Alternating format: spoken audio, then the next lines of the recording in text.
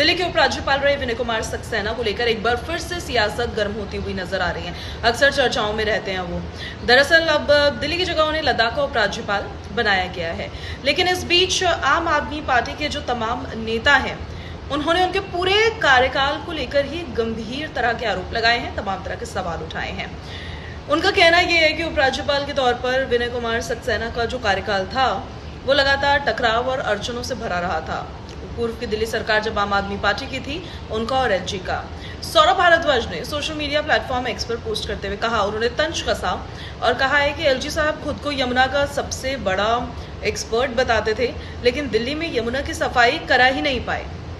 अब शायद इसलिए ही उन्हें यहाँ से हटा दिया गया है, ऐसा सौरभ भारद्वाज की तरफ से कहा गया है। तो वहीं आम आदमी पार्टी के वरिष्ठ नेता मनीष सिसोदिया ने भी आरोप लगाया है और उन्होंने आरोप लगाते हुए क्या कहा कि एलजी का पूरा कार्यकाल दिल्ली की चुनी हुई सरकार के कामों में दखल देने में ही बीता है। जब दिल्ली में आम आदमी पार्टी की सरकार थी, उस दौर की याद दिला रहे थे।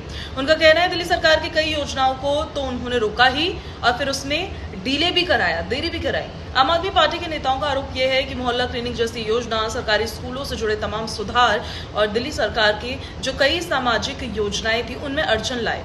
एलजी ऑफिस की ओर से लगातार सवाल उठाए जाते थे और अड़चनें खड़ी की जाती थी।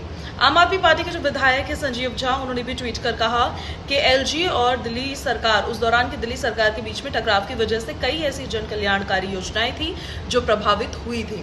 आम आदमी पार्टी का आरोप यह है कि दिल्ली में चुनी हुई सरकार को काम करने से रोकने के लिए एलजी ऑफिस का इस्तेमाल किया गया, उस दौरान जो दिल्ली की सरकार थी आम आदमी पार्टी की। हालांकि दूसरी ओर भारतीय जनता पार्टी और केंद्र सरकार से जुड़े जो नेता हैं इन आरोपों को खारिज करते हैं। वैसे भी दिल्ली में भारतीय जनता पार्टी की सरकार है।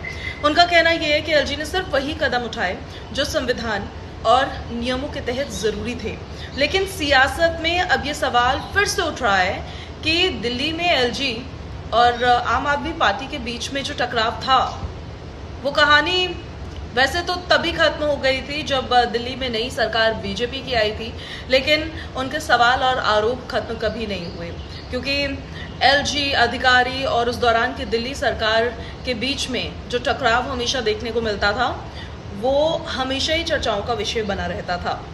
आम आदमी पार्टी का कहना यह है कि एलजी को दंड दिया गया है। आपका मानना क्या है? आप कमेंट करें।